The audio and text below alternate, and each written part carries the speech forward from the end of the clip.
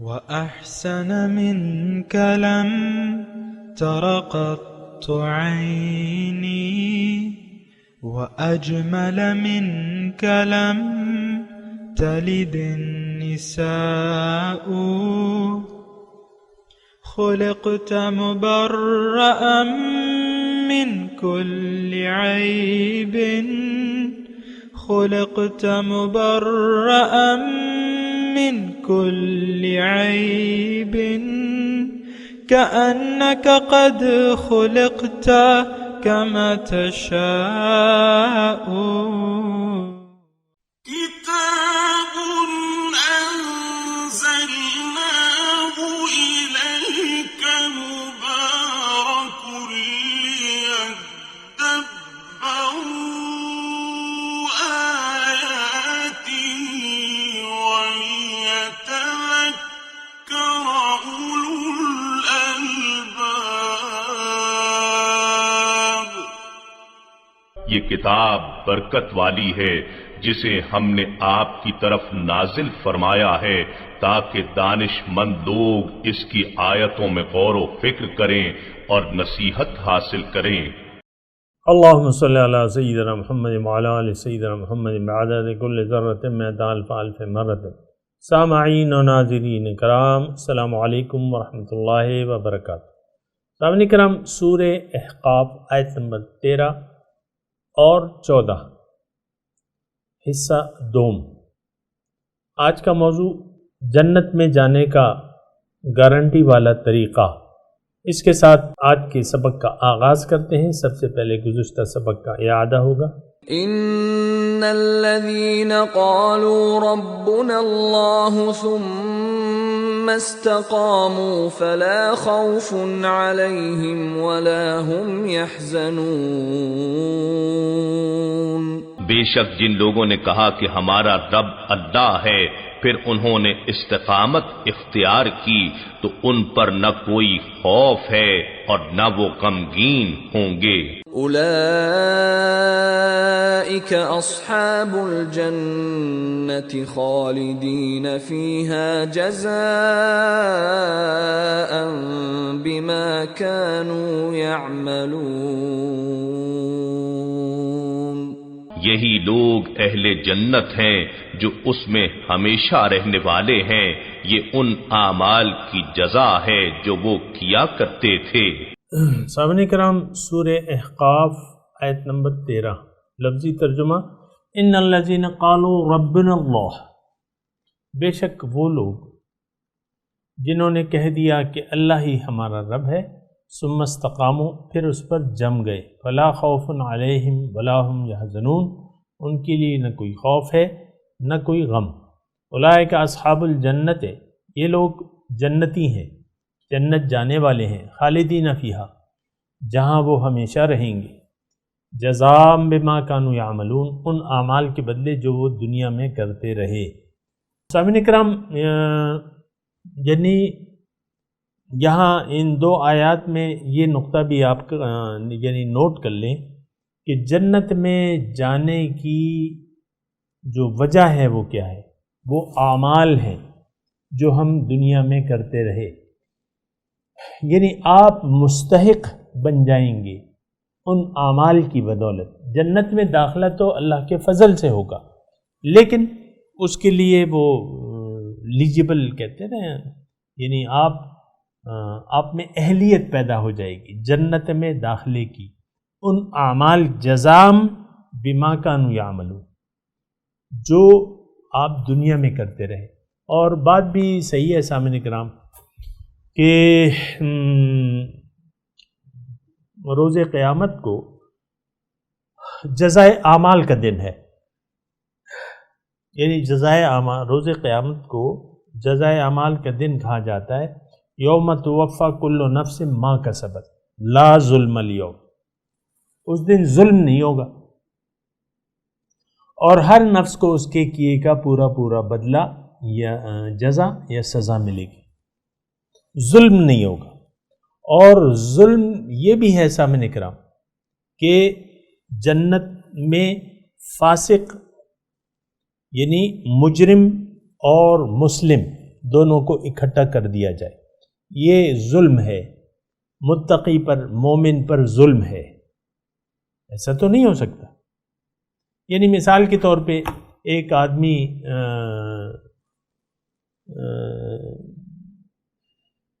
آدمی جو ہے یعنی ڈاکہ ڈالنا ہے، اس نے ڈاکہ ڈالا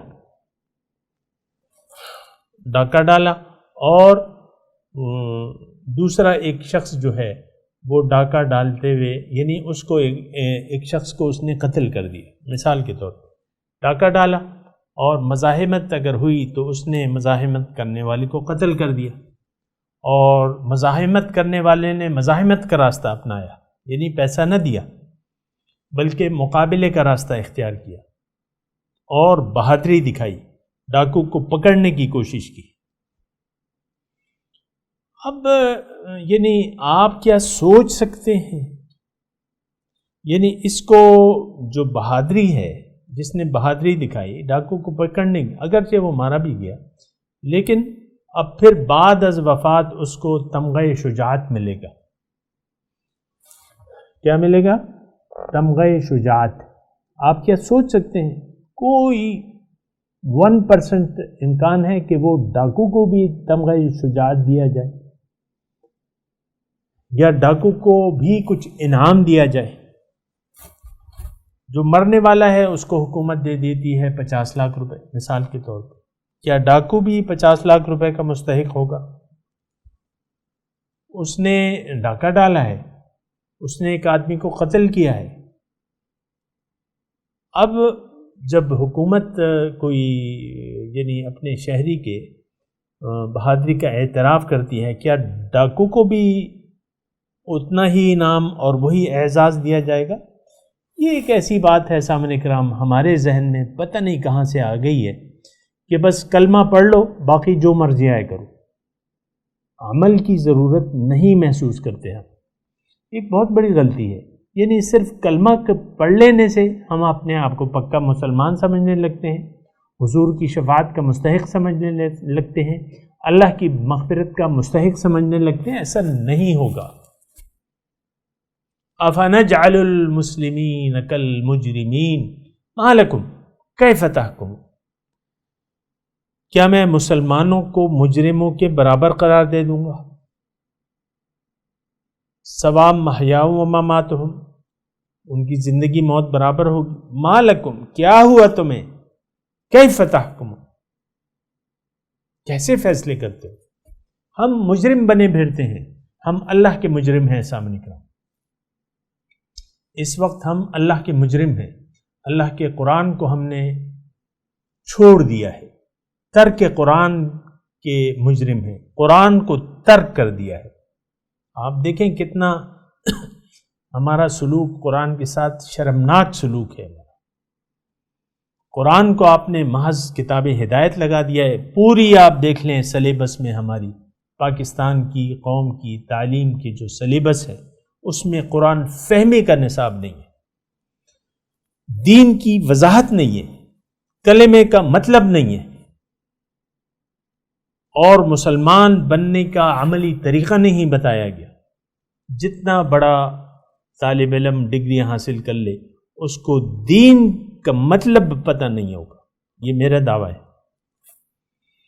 دین کا مطلب یہ تو نہیں ہے بس آپ نے کلمہ پڑھ دیا ہے یہ آپ دیندار ہو گئے یا دین، ایسی بات تو نہیں ہے۔ میں آپ کو بیان کرتا رہتا ہوں، لیکن آپ دیکھیں کہ آپ پڑھا کیا رہے ہیں اپنے طالب علم کو، آپ کون سے انسان، آپ تو بابو کلرک انجینئر ڈاکٹر بنا رہے ہیں، ٹھیک ہے آپ تعلیم تو دیں لیکن ساتھ میں تو روح کو تو نظر انداز نہ کریں۔ آپ نے تو روح کو نصاب سے خارج کر دیا ہے، روح کے متعلق کوئی باب نہیں ہے کتاب الروح کہ آپ انسان کو اس کی اصلیت بتائیں، اس کی حقیقت بتائیں، یہ کہیں آپ کو نہیں ملے گی۔ میں یہ دعویٰ کر رہا ہوں سب نے کہا۔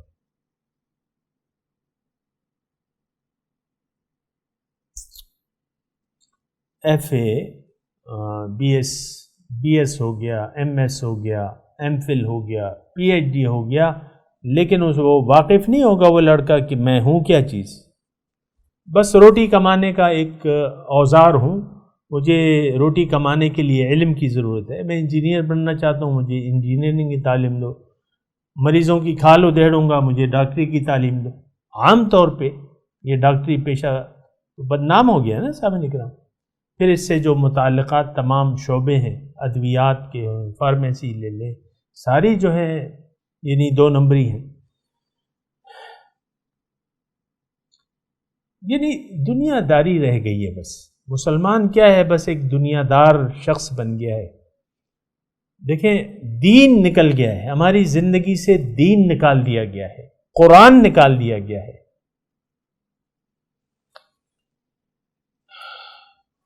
ہمارے قرون اولیٰ کے لوگوں نے قرآن کو دل سے لگا لیا، سینے سے لگا لیا، اور دین کے لیے زندگیاں وقف کر دیں اور دنیا پر چھا گئے۔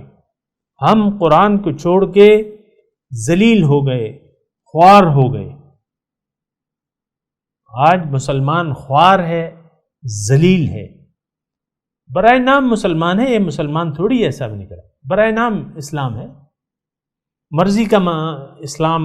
یعنی ہم اپنے ملک میں دیکھ لیں، کوئی قانون تو نہیں ہے، آپ کے نظریاتی کونسل ہے، اس کو کوئی اختیار ہی نہیں ہے، بس سفارشات کر کے وہ بھیجتے رہتے ہیں، ان پہ کوئی مطلب ان کے ہاتھ میں اختیار ہی نہیں ہے، اور وہ اس میں سارے علماء آپ نے بٹھائے ہوئے، کبھی کوئی چیئرمین بن جاتا ہے، کبھی کوئی چیئرمین، ان کے پاس کوئی اختیار ہی نہیں ہے۔ حالانکہ ایسے محکمے پاس مکمل اختیار ہونا چاہیے کہ جو قانون کو دیکھے بدل دے۔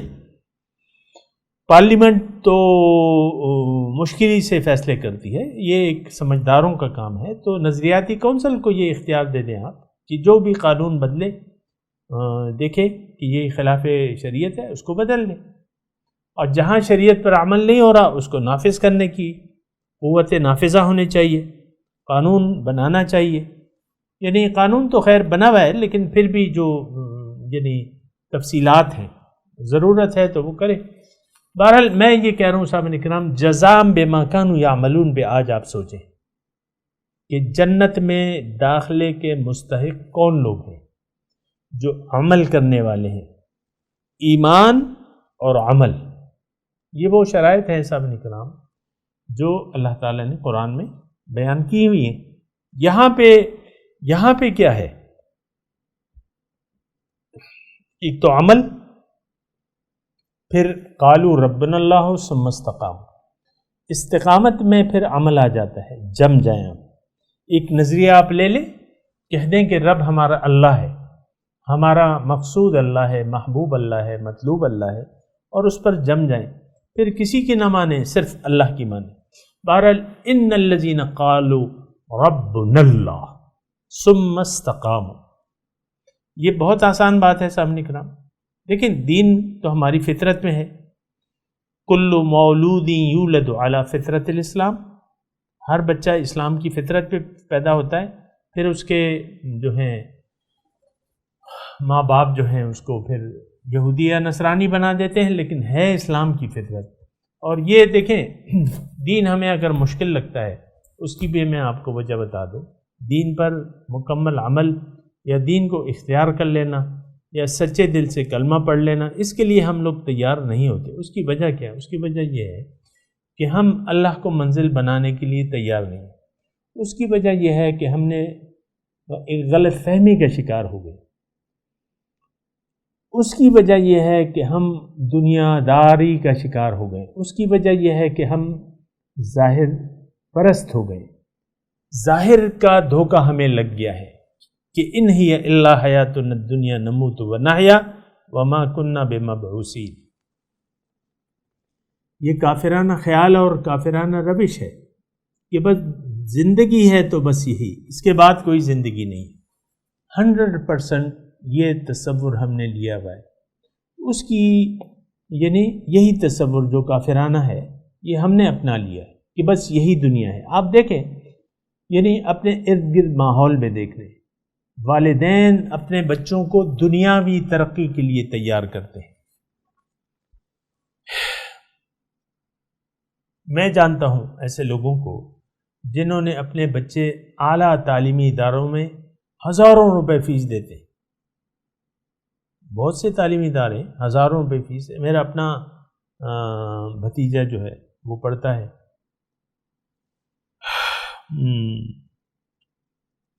اس میں ہزاروں روپے فیس جاتی ہے اس کی. اور ان اسکولوں میں کیا ہے، اس میں دین تو نہیں ہے، دنیا داری ہے، ساری دنیا داری ہے. دین تو ہمارے نہ سرکاری نصاب میں ہے نہ نجی تعلیمی اداروں، اور نجی تعلیمی اداروں کا تو بہت ہی برا حال ہے، بہت ہی برا. وہاں تو خالص دنیا داری ہے. اور یہ جو ایلیٹ طبقے کے اسکول ہیں نا، یہاں تو پھر آپ لڑکے لڑکیاں یہ یعنی آپ وہ کوشش کرتے ہیں کہ لڑکے لڑکیاں مساوی طور پہ بیٹھیں اٹھیں گپ شپ لگائیں ناچیں کودیں کھیلیں. یہ ان کے اس میں ہے، نصاب میں ہے، روشن خیالی آپ جیسے کہتے ہیں نا. بہرحال تو یہ ساری میں نے وجوہات بنا دی، یہ میری نظر میں ہے، باقی آپ کی نظر ہو سکتا ہے مختلف ہو، لیکن میں تو اپنا موقف دوں گا نا. تو بہرحال جو لوگ دیکھیں اللہ کے طالب ہیں وہ ضرور کہیں گے. طالب مولا جو ہے وہ نعرہ لگائے گا کہ رب میرا اللہ ہے، رب اللہ میرا رب اللہ ہے. یہ ایک ایسی بات ہے سامنے کرام. میں یعنی جذباتیت سے ہٹ کے بہت آہستگی سے آپ سے یہ عرض کر رہا ہوں، یعنی میرے اس جملے میں جذباتیت نہیں ہے. دیکھیں مکمل اطمینان سے میں بات کر رہا ہوں.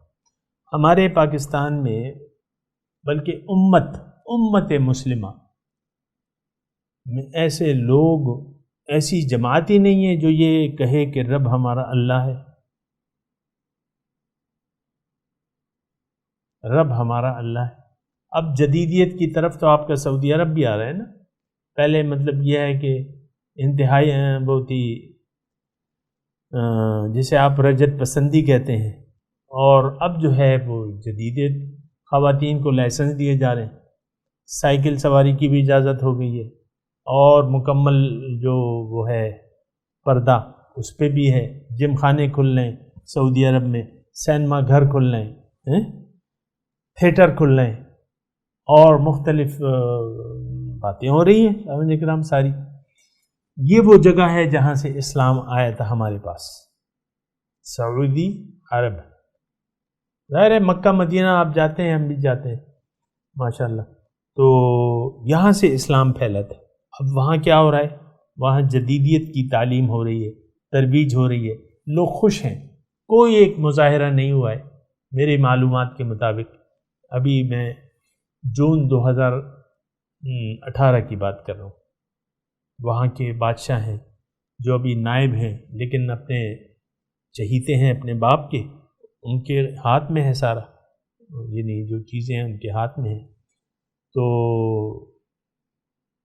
یہ سب کچھ کر رہے ہیں وہ لوگ، لیکن کوئی معاشرے سے، اس معاشرے سے جہاں یعنی ہمارے محترم مقدس مقامات ہیں، کوئی ایک میں نے مظاہرہ نہیں سنا ہے کہ اس کے خلاف کوئی آواز اٹھے کہ بھئی یہ تم لوگ کیا کر رہے ہو.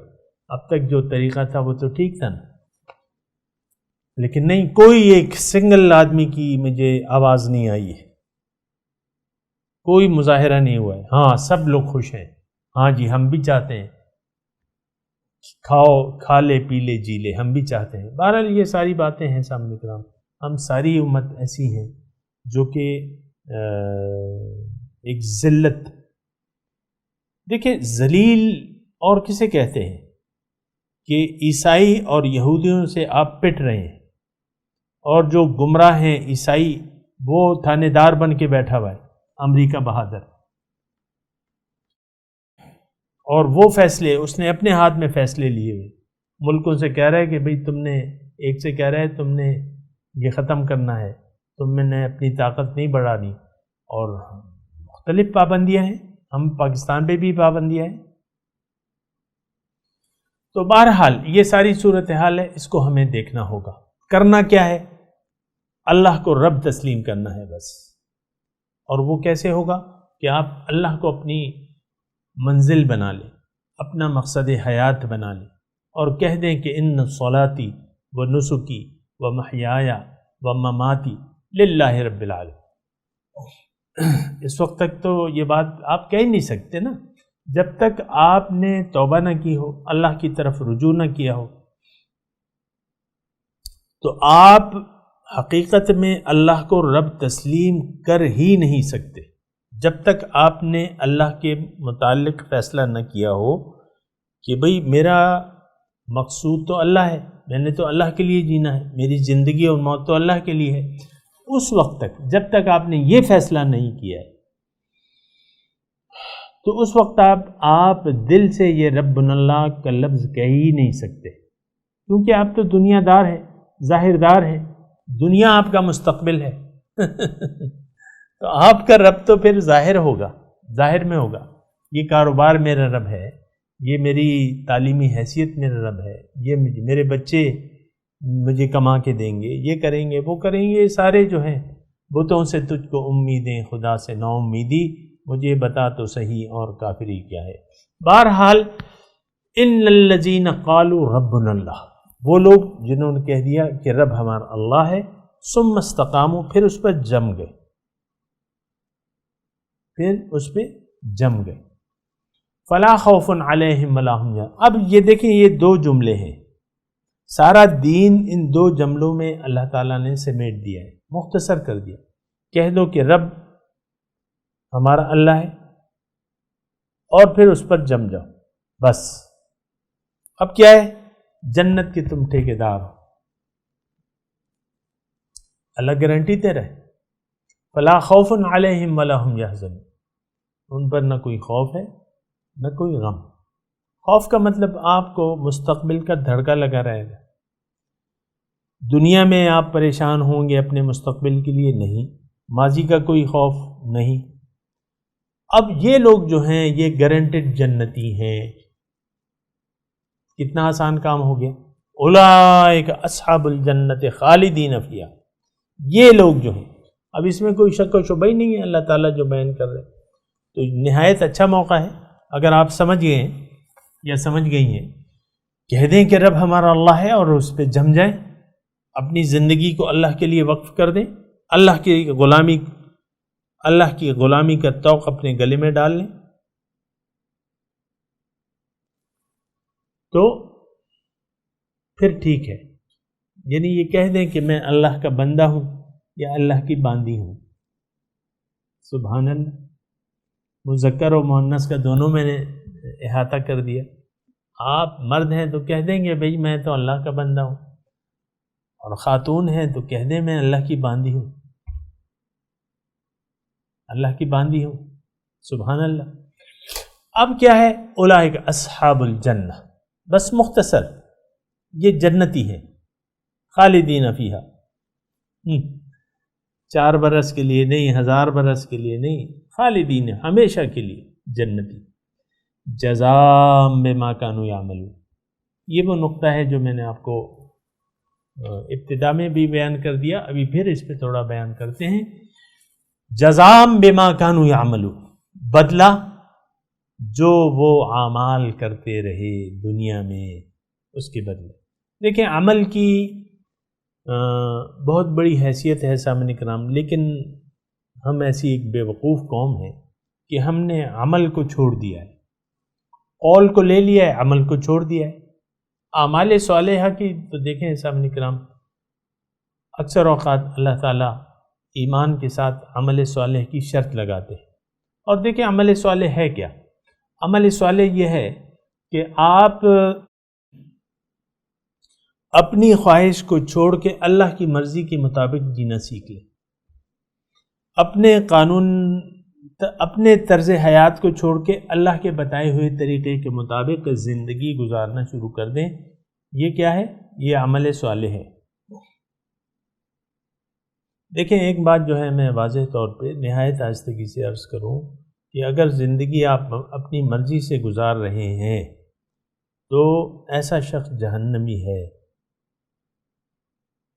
میں بہت آسان الفاظ میں یہ بات بیان کر رہا ہوں۔ اگر آپ نے اپنے گلے میں اللہ کی بندگی کا پٹا ڈالا ہوا نہیں ہے تو پھر ایسا شخص جہنمی ہے۔ مرد ہو یا عورت. لیکن اگر کسی کے گلے میں یعنی کسی کا سر جھکا ہوا ہے اللہ کے سامنے اور وہ یہ تسلیم کرتا ہے کہ ہاں میرا رب اللہ ہے، میں نے اس کا حکم ماننا ہے، سر تسلیم خم ہے جو مزاج یار میں آئے، اگر کسی نے یہ کہہ دیا یہ شخص جنتی ہے، کامل جنتی ہے، شک و شبے کی کوئی بات نہیں ہے سامنے کرو. اولئک اصحاب الجنہ، لفظی ترجمہ پڑھ لیں، یہ جنتی ہیں، یہ جنت میں جانے والے لوگ ہیں، ایسے سب لوگ جنت میں جانے والے ہیں. کتنا آسان طریقہ ہے. اور میں نے آپ کو مزید بھی وضاحت کر دی کہ اگر آپ نے ایسا نہیں کیا، زندگی کی ترجیح اگر آخرت نہیں ہے، آپ کی منزل اگر اللہ نہیں ہے، تو پھر آپ کی منزل ظاہر ہوگی، آپ کی منزل ما سوی اللہ ہوگی. آج امت بحیثیت امت ہماری منزل اللہ نہیں ہے.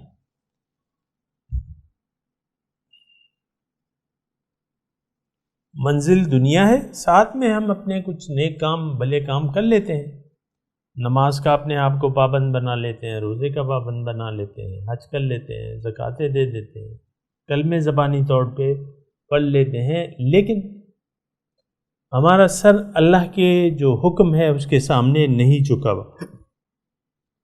اسلام کو ہم نے اپنی خواہشات کے تابع کر لیا ہے، تو ایسی بات جو ہے یہ اس حالت میں جنت میں جانے کا کوئی امکان نہیں ہے. صاحب کرام یہ بات اچھے طریقے سے غور کر لیں، فکر کر لیں.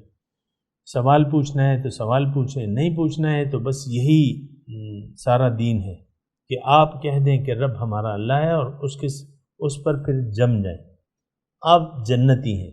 ثم استقاموا، یہ الفاظ سے نہیں ہے سامنے کرام، میں آپ کو یہ کہہ رہا ہوں نا کہ یہ دو جملے جو کہ آپ کی کامیابی کی بنیاد بن رہے ہیں، یہ زبانی طور پہ نہیں ہے سامنے. زبان سے کہہ بھی دیا لا الہ تو کیا حاصل، دل و نگاہ جو مسلمان نہیں تو کچھ بھی نہیں. بہرحال ان الذین قالوا ربنا اللہ ثم استقاموا فلا خوف علیہم ولا هم يحزنون اولئک اصحاب الجنۃ خالدین فیہا جزاء بما كانوا يعملون. میں تلاوت کرتا ہوں، میرے ساتھ دہرائیے. اعوذ باللہ من الشیطان الرجیم،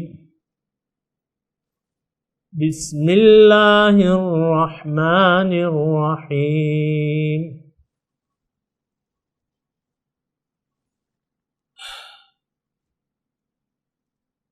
ان الذین قالوا ربنا اللہ